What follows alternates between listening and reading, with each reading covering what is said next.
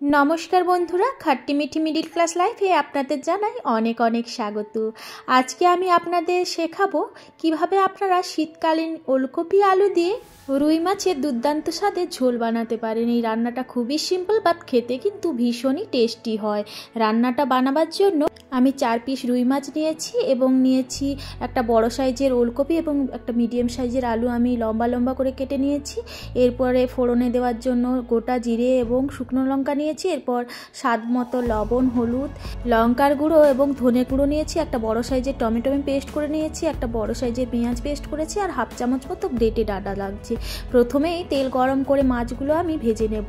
সবসময় মনে রাখবেন মাছ দেওয়ার আগে তেলটা যেন খুব ভালো মতো গরম হয়, এতে করে কিন্তু মাছ কড়ার মধ্যে জড়িয়ে যাবে না বা লেগে যাবে না, খুব ভালোভাবে ছেড়ে আসবে। মাছগুলো আমার ভাজা হয়ে গেছে, আমি একটা পাত্রে তুলে রাখবো। ওই তেলের মধ্যেই এবার ওলকপি আর আলুটা আমি হালকা করে ফ্রাই করে নেব। খুব বেশি লাল লাল করে ফ্রাই করবার দরকার নেই, হালকা ফ্রাই হয়ে গেলেই আমি একটা পাত্রে তুলে রাখবো। এরপরে ওই তেলের মধ্যেই আমি গোটা জিরে এবং শুকনো লঙ্কাটা ফোড়ন হিসেবে অ্যাড করে দেব। এবার এর মধ্যে দিয়ে দেব পেঁয়াজ বাটাটা হালকা ফ্রাই হতে দেব। ফ্রাই হয়ে গেলে এর মধ্যে দিয়ে দেব সামান্য গ্রেটেড আদা দেওয়ার পরে সামান্য নাড়াচাড়া করে ড্রাই স্পাইসেসগুলো দিয়ে দেব এবং দিয়ে দেব টমেটো পেস্টটা দিয়ে ভালো মতো মশলাটা কষিয়ে নেব যতক্ষণ না পর্যন্ত মশলা থেকে ভালোভাবে তেল ছেড়ে আসছে। মশলা থেকে তেল ছেড়ে এসেছে, এবার কিন্তু আমি ওলকপি আলু এবং 1.5 গ্লাস পরিমাণ জল দিয়ে দিলাম। আপনারা চাইলে কিন্তু জলটা কমিয়ে বাড়িয়ে নিতে পারেন।